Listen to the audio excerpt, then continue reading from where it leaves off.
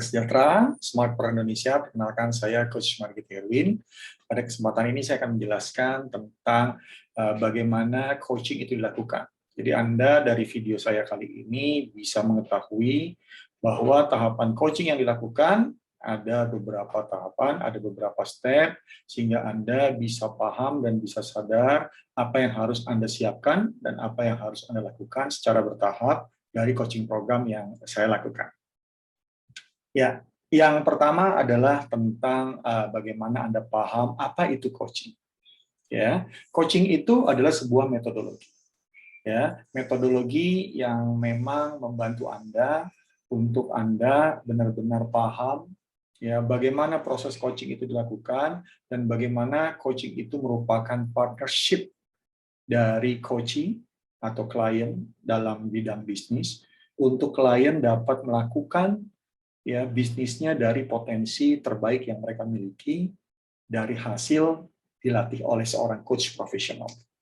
Pada saat ini ya kalau kita boleh tahu tentang coaching, hal yang paling utama yang harus Anda pahami adalah tentang bagaimana Anda mengetahui ya coaching itu dimulai dengan satu kondisi di mana Anda sebagai coach atau sebagai pebisnis yang didampingi harus paham di mana posisi Anda saat ini. Ya, kalau memang Anda mau tahu tentang bagaimana bisnis Anda maju ke depan, Anda harus tahu bagaimana posisi bisnis Anda saat ini. Posisi dari kondisi keuangan, kondisi bagaimana Anda bisa memiliki prospek yang rutin, ya, prospek yang memang menjadi satu hal yang Anda dapat untuk menjadi pelanggan loyal Anda, pelanggan member Anda, juga pelanggan yang mungkin sekali dua kali beli sama Anda dan harus paham tentang itu. Yang kedua adalah tentang bagaimana Anda paham bisnis proses yang berjalan. Seperti apa kondisinya. Anda bisa ceritakan kepada coach tentang kondisi-kondisi tersebut sehingga coach paham apa yang ada di kondisi saat ini. Termasuk bagaimana Anda melakukan pengembangan terhadap karyawan, adakah pelatihan, adakah program mentoring yang Anda lakukan, atau bahkan sudah ikut training apa aja untuk diri Anda dan tim Anda. Kondisi berikutnya yang harus diketahui adalah kemana Anda ingin menuju. Ya, Anda ingin menuju kepada satu titik, misalnya kondisi keuangan yang seperti ini, coach, target omset yang sebesar ini, ya, jumlah pelanggan jumlah ini, prospek, transaksi, itu semua ada numbers-nya. Sehingga kita bisa lihat bagaimana pertumbuhan Anda. Bisnis proses pengembangan untuk menghasilkan produktivitas yang meningkat, efisiensi, efektivitas, itu yang harus Anda ceritakan kepada coach sehingga coach sadar apa yang harus dilakukan dalam pembuatan coaching plan dalam membantu Anda. Yang berikutnya adalah coach akan membantu untuk Anda mendapatkan sebuah tahapan yang paling efisien, paling cepat untuk Anda bisa mencapai apa yang Anda inginkan dari titik Anda saat ini. Nah, mengapa coaching? Ya, yang pertama, coaching itu menggunakan pertanyaan dibanding pernyataan. Coaching itu akan membantu Anda menemukan solusi dari potensi terbaik yang Anda miliki saat ini. Ya, dan solusi dari apapun yang Anda lakukan itu adalah satu kondisi di mana Anda paham, Anda yakin tentang hasil yang akan Anda dapat dengan kemampuan Anda saat ini. Terus tingkatkan kemampuan, terus tingkatkan keahlian sehingga Anda bisa mencapai hasil yang jauh lebih baik. Coaching itu mengambil tanggung jawab dibanding saling menyalahkan. Ya, lihat, apakah saat ini tim Anda sama-sama bertanggung jawab untuk mencapai hasil atau mereka saling salah menyalahkan. Ya, antar satu departemen, antar satu leaders dengan leaders lain, atau dengan beberapa orang yang ada di dalam bisnis. Motivasi dan inspirasi adalah satu hal yang Anda akan dapat di coaching. Karena ini hal yang penting untuk Anda capai. Menciptakan ide, ya, dan juga mengurangi ketergantungan terhadap atasan, mengurangi ketergantungan terhadap apapun yang diberikan dan disupport oleh perusahaan, sehingga mereka bisa punya inisiatif untuk menjalankan fungsi kerjanya, dan Anda sebagai seorang pebisnis juga bisa melakukan hasil lebih baik dari keahlian, kemampuan Anda dari dilatih oleh seorang coach. Coaching bersifat umum, ya, konsisten pengembangan personal itu dilakukan, ya, memaksimalkan potensi itu penting, ya, juga membangun hubungan, bagaimana Anda memiliki gaya manajemen sukses, bagaimana Anda mencontoh orang-orang sukses, ya, menciptakan budaya belajar, dan juga mengembangkan keterampilan dan komunikasi, itu menjadi satu hal yang sangat penting di dalam coaching. Apa beda coaching dengan training ataupun mentoring yang ada? Coaching, ya, training dan mentoring memiliki metodologi yang berbeda. Ketiga hal ini perlu ada dalam bisnis Anda, dalam usaha Anda untuk Anda tumbuh. Saya jelasin yang pertama yang namanya training. Training untuk mendapatkan pengetahuan.